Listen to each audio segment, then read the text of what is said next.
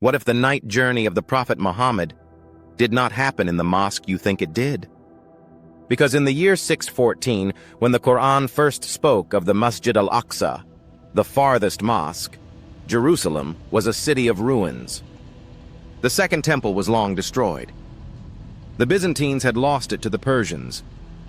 The mount was a wasteland of rubble, trash, and silence. There was no golden dome. There was no mosque standing tall on the horizon. There was only a barren rock, scarred by centuries of conquest. And yet it was from here that the prophet was said to ascend through the heavens, to journey beyond the stars, and to return with the command of prayer that shapes Islam to this very day. So what exactly was Al Aqsa? Where did the Mirage really begin? And why does the story we tell now not quite match the archaeology of the past? Stay with me, because by the end of this video, you'll see why the truth about the Temple Mount is one of the most explosive secrets in religious history. The story begins with a single verse. Surah Al-Isra, 17:1. Glory be to him who took his servant by night from Al-Masjid Al-Haram to Al-Masjid Al Aqsa, whose surroundings we have blessed, so that we might show him of our signs. Indeed, he is the hearing, the seeing. This verse is the foundation of the Isra wal Miraj, the night journey of the Prophet Muhammad. From Mecca's sacred mosque to the farthest mosque, and from there into the heavens. For Muslims, it is one of the most mystical, powerful, and defining moments in sacred history. The place of prayer, the meeting with prophets, the command for the 5 daily prayers, all of it tied to this journey. But here lies the mystery. In Muhammad's lifetime, the early 600s, there was no mosque in Jerusalem. None.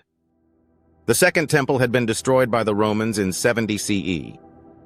The Byzantines, who ruled Jerusalem until the Persian invasion of 614, had never built a mosque there. The city was a patchwork of ruins, shrines, and rubble.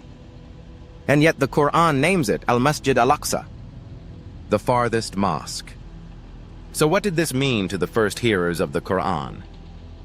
Some say it was symbolic, that Al-Aqsa referred not to a building, but to a sacred site, the furthest sanctuary from Mecca. Others argue it meant an otherworldly place, a cosmic temple beyond human eyes. And later tradition would identify it with the Temple Mount itself. But here's the problem. In 614, when the verse was first recited, Jerusalem was in chaos. The Persians had seized the city, burned churches, taken the true cross as plunder. The Temple Mount was not a shining sanctuary. It was a ruin. So why does the Quran call it a mosque? Was it a vision of what would come? A prophecy, not a description? Or was it a memory of something older, the echoes of Solomon's temple, the whispers of David's altar, the Holy of Holies now long gone? This is the riddle at the heart of the night journey. A riddle that has fueled centuries of debate among scholars, mystics, and historians. And it brings us to the next question. If the Quran spoke of Al-Aqsa in the 610s, what exactly stood on the Temple Mount in that moment? To answer that, we need to step back into the late antique world, when Jerusalem was not a city of glory, but a city of ruins. To understand the mystery of the night journey, we have to step back into the Jerusalem of the early 7th century. It was not the city you imagine today. By then, the Second Temple had been gone for centuries. The Romans had destroyed it in the year 70 CE, leveling its stones and plowing the Temple Mount into dust. The Jews were exiled, forbidden from even entering the city except once a year to mourn. The Byzantines, who ruled after Rome, had built churches across Jerusalem, but they never rebuilt the Temple Mount. In fact, for centuries, the Mount was left deliberately desolate, used as a garbage dump, a place of ruin. It was a wound carved into the heart of the city, a daily reminder of conquest. And then in 614 CE, catastrophe struck again. The Persian Empire invaded, sweeping through Palestine. Jerusalem was captured, the churches burned, and the most sacred relic of Christendom, the true cross, was carried away in chains to Persia. The city became a wasteland of ashes and rubble.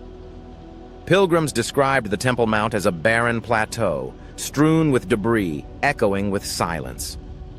And it was in this moment, when Jerusalem lay in ruins, that the Quran spoke of the Prophet's night journey to Masjid Al Aqsa.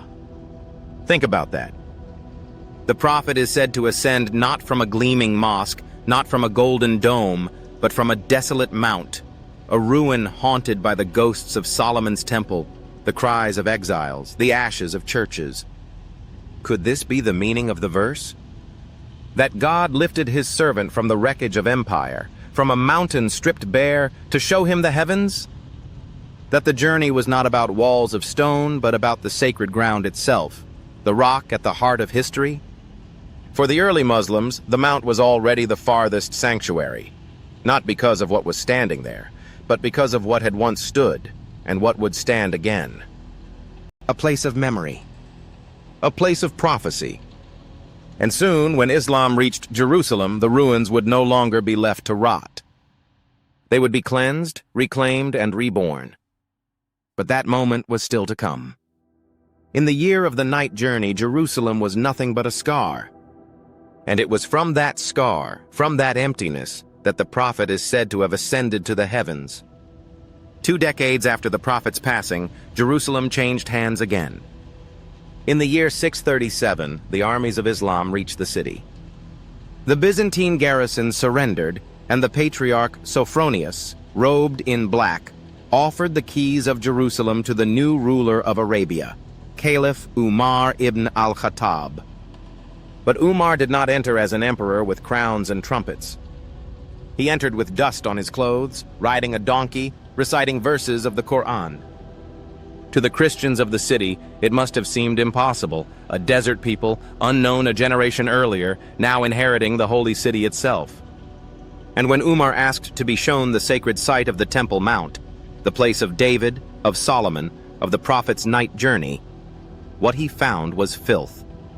Centuries of neglect had turned the plateau into a garbage heap. Refuse piled against the rock. Weeds grew through broken stones. The Byzantines had left it desolate as a deliberate insult, a reminder that the Jewish temple would never rise again. But Umar saw it differently. To him, this was not a dump. This was holy ground. And so the Caliph of Islam bent down. With his own hands, he began clearing the rubble. His soldiers joined him. Together, they scraped away the filth, lifting stone after stone until the bare rock was visible once again. Then, on the southern edge of the mount, Umar ordered the building of a simple wooden mosque. It was not grand. It was not permanent. It was a humble place of prayer for those who followed the Prophet. This was the first Masjid Al Aqsa in Islam, not a dome of gold, but a plain house of worship raised over the ruins of empires. To the companions, the act was symbolic.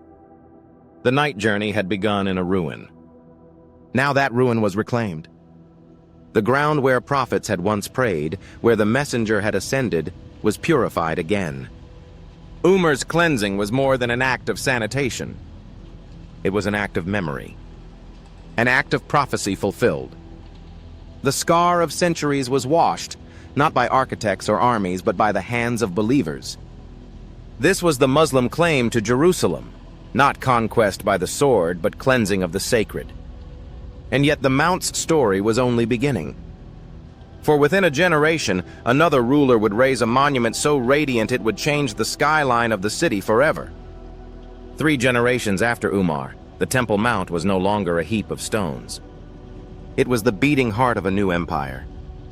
In 691 CE, the Umayyad Caliph Abd al Malik looked upon Jerusalem and made a decision that would change the city forever.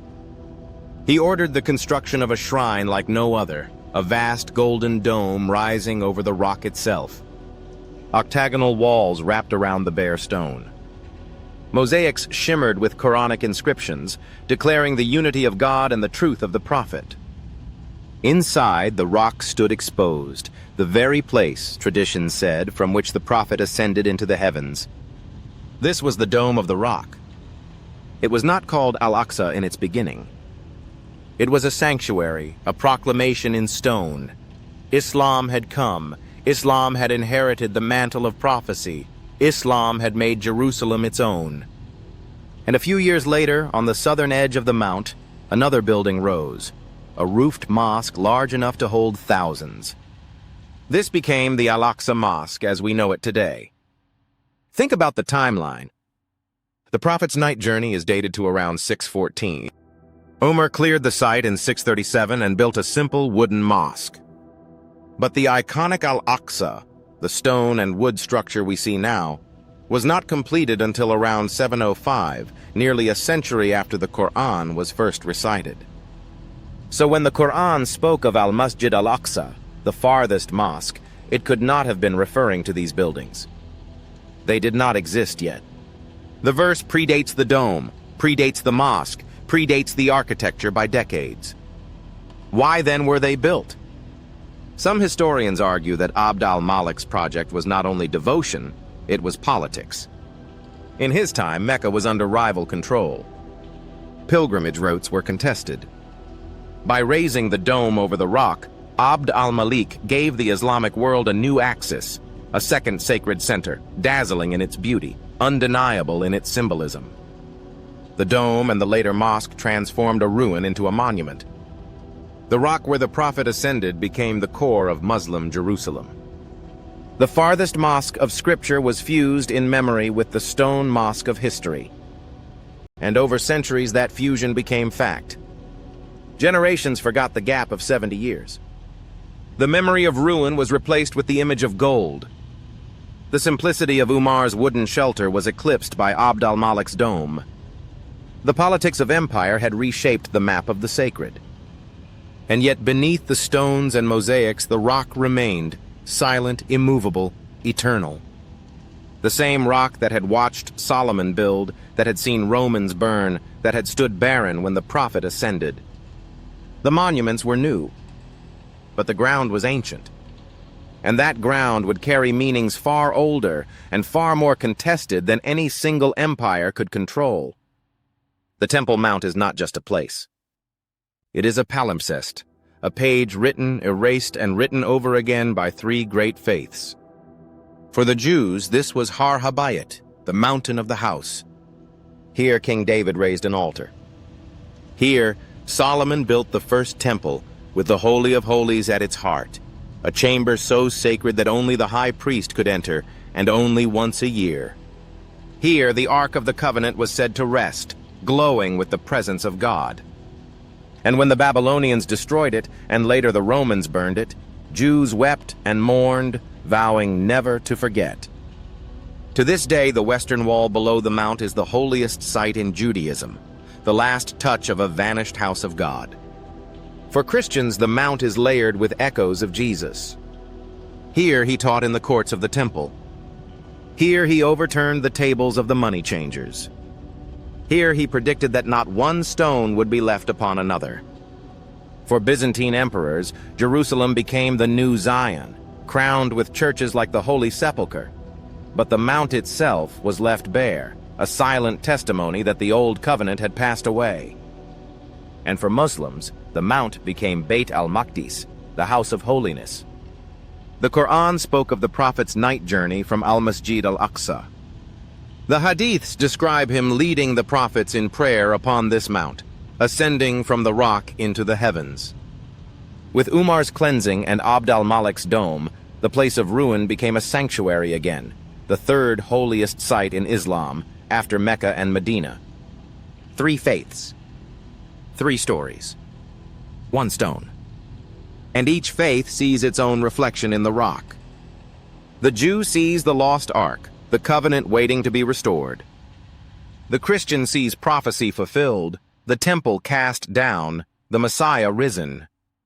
The Muslim sees the Prophet's ascent, the link between earth and heaven, the place where prayer itself was born. The same mountain, claimed and reclaimed, reinterpreted and rebuilt century after century. But here is the irony. Beneath all the temples, churches, and mosques, the rock itself has never moved. The stone endures, silent, watching the layers rise and fall. And it is that rock, not the walls of wood or marble, that may hold the key to the night journey. Because the rock is the axis, the navel of the world in Jewish mysticism, the foundation stone of creation, the gate of heaven in Islamic tradition. Long before domes and minarets, the rock was already the meeting place between worlds. And when the Quran spoke of Masjid Al Aqsa, maybe it was not pointing to a structure at all. Maybe it was pointing to the sacred geography itself, the mountain of memory, the rock of eternity. When the Quran speaks of the Prophet's night journey, it is silent on the details. It gives us only coordinates, from the sacred mosque in Mecca to the Farthest Mosque. From there into the heavens. Later tradition filled in the blanks. The hadiths describe the Prophet riding al-Buraq, leading the other prophets in prayer, ascending from the rock through 7 heavens, meeting Adam, Moses, Jesus, Abraham, until he stood before the throne itself. But here is the enigma. In 614, there was no mosque on the mount. No dome, no Al-Aqsa as we know it. So what did the earliest believers imagine? The answer may lie not in buildings, but in maps of the unseen. For centuries, Jews had called this rock the Even Hashatiyah, the foundation stone. They believed it was the navel of the world, the axis from which creation began, the point where heaven and earth touched. Rabbis said the Ark of the Covenant once rested here, and above it opened the gate to heaven. For Christians too, the mount held a cosmic charge. Jesus himself had called the temple my Father's house and warned it would be torn down. To Byzantine eyes, its ruin was a symbol of prophecy fulfilled, but the holiness of the ground could not be denied. And for Muslims, the rock became the starting point of the Mi'raj, the vertical journey through the heavens. From here, the Prophet was said to ascend, his feet upon stone, his eyes upon the stars. In mystical Islam, the night journey was not only physical, it was metaphysical. The Prophet experienced Tai al-Ard, the folding of the earth. Distances collapsed, realms overlapped, the universe itself bent to carry him through. This is the real Mirage map, not lines of geography but layers of reality. The rock as a doorway, the mount as an axis, the night sky as a ladder. Later, Abd al Malik crowned this rock with the golden dome so that every pilgrim could see with their eyes what believers had long carried in their imaginations. But the earliest Muslims needed no dome, no minaret. For them, the mount itself was Al Aqsa. The farthest sanctuary was not a building of stone, but a station of eternity. And that changes everything. It means the Prophet's night journey was never meant to be tied to walls and roofs. It was tied to the rock, the ancient axis, the place of prophets, the scar of empire. The ascent was from ruins because ruins reveal what walls conceal, that the ground itself was holy even when empires left it desolate. The Mirage is not about architecture. It is about transcendence. About the folding of space, the lifting of veils, the meeting of worlds. And if we draw the map as the earliest Muslims might have seen it, it would not be a blueprint of buildings. It would be a cosmic chart, Mecca, the rock, the heavens. A straight line through space and time, rising from desolation into eternity. That is the real night journey map. Words in scripture are never casual. They are keys. They are coordinates. Take Al-Aqsa. In Arabic, it means the farthest. But farthest from where? From Mecca? From Arabia? Or from the reach of empire itself? To the first Muslims, the farthest sanctuary meant the edge of their known sacred geography, beyond Medina, beyond Palestine, into the horizon of prophecy. It was not yet a mosque of stone. It was a direction of the soul. Then there is Bait al-Maqdis, the early Muslim name for Jerusalem, drawn from the Hebrew Beit HaMikdash, the house of holiness. This was the temple itself, the house of God built by Solomon. By using that name, the first Muslims were not inventing something new. They were reclaiming something ancient, the memory of a sanctuary long destroyed, now resurrected in the Quran's vision. And at the center of it all, the Sakra, the rock. For Jews, it was the foundation stone, the first point of creation, the navel of the world, the resting place of the ark, the gate of heaven. For Christians, it was the ground where Jesus taught and prophesied. For Muslims, it became the launch point of the Prophet's ascent. In every language, the rock is not just a stone. It is the axis mundi, the cosmic pivot where heaven meets earth. Even geometry whispers the code. The Kaaba in Mecca is a cube, the form of stability, of grounding, of anchoring heaven on earth. The dome over the rock is a circle, the form of eternity, of the heavens, of infinity. Cube and circle, earth and sky, body and soul. Two sacred geometries joined by the Prophet's night journey. And listen again to the words. Masjid, mosque, literally means place of prostration. It does not require walls. It does not require domes. It can be the open ground, the rock itself. So when the Quran speaks of Masjid Al Aqsa, it may be naming not a building at all, but a station of surrender. A place where prophets bowed before there were ever minarets. The etymologies are not accidents. They are maps. Maps that point us back to the truth, that the night journey was never about architecture. It was about the farthest sanctuary of the spirit, a house of holiness built not of stone, but of memory, prophecy, and ascent. And that changes how we see the monuments that rose later. They were not the origin of the story. They were its afterimage. The echo of a journey that had already unfolded, in language, in vision, in eternity. If the Quran's Masjid Al Aqsa was not a building in 614, then why do almost all Muslims today point to the stone mosque on the southern edge of the mount and say, that is it? The answer is empire.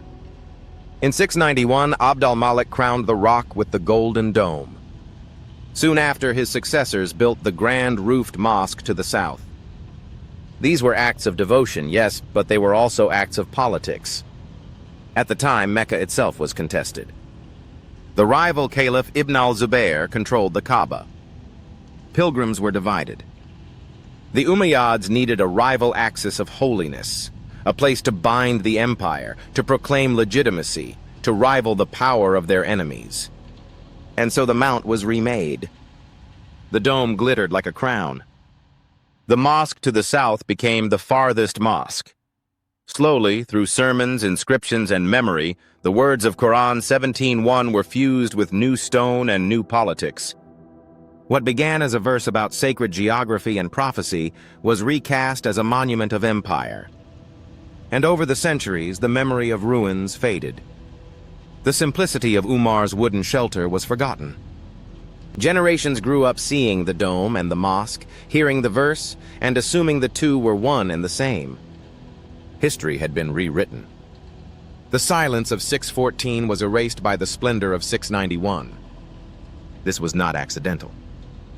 It was deliberate. A fusion of scripture and architecture designed to solidify the Umayyad claim. And it worked.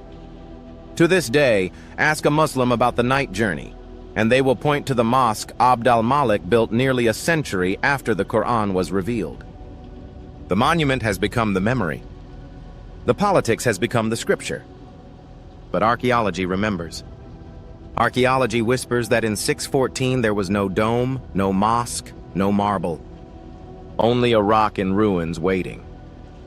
And if we strip away the layers of invention, if we peel back the centuries of imperial rewriting, what remains is not stone at all, but a truth far older and far more mysterious. That the Prophet's night journey began not in a monument of empire, but in a scar of history. From a rock abandoned by men, but never abandoned by God. So now the mystery stands revealed.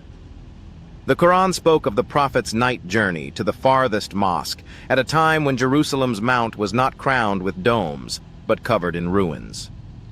We have seen the temple destroyed by Rome, the mount left desolate by Byzantium, the city scarred by Persian fire.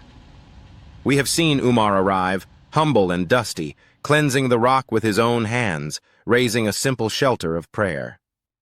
And we have seen Abd al Malik, decades later, cover that same rock with a golden dome and call it Al Aqsa. What began as prophecy became politics. What began as vision became monument. The scripture of 614 was fused with the architecture of 691. And yet, beneath all the layers, the Jewish temple, the Christian ruin, the Muslim dome, the rock itself remains. Silent, immovable, eternal. It was the rock that bore the ark, the rock that heard the voice of Jesus, the rock from which the prophet ascended into the heavens. Stone is not erased by empire. It endures. And perhaps that is the real lesson of the night journey. It was never about marble walls or golden domes. It was about transcendence, the lifting of a servant beyond the ruins of history into the eternal realm of God. The rock was always enough. So the question is no longer, which mosque did he enter? The question is, why have we forgotten that the Miraj was bigger than buildings? The journey was from earth to heaven, from ruin to revelation, from silence to eternity. And maybe that is why the story still matters. Because the ruins of history are everywhere. Broken empires, fallen monuments, scarred landscapes. But the rock is still here. And the heavens are still open.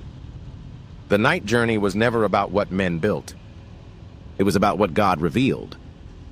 Comment the rock if you believe the real story of Al Aqsa deserves to be told, and if you're ready for the next hidden chapter of Jerusalem's secret history.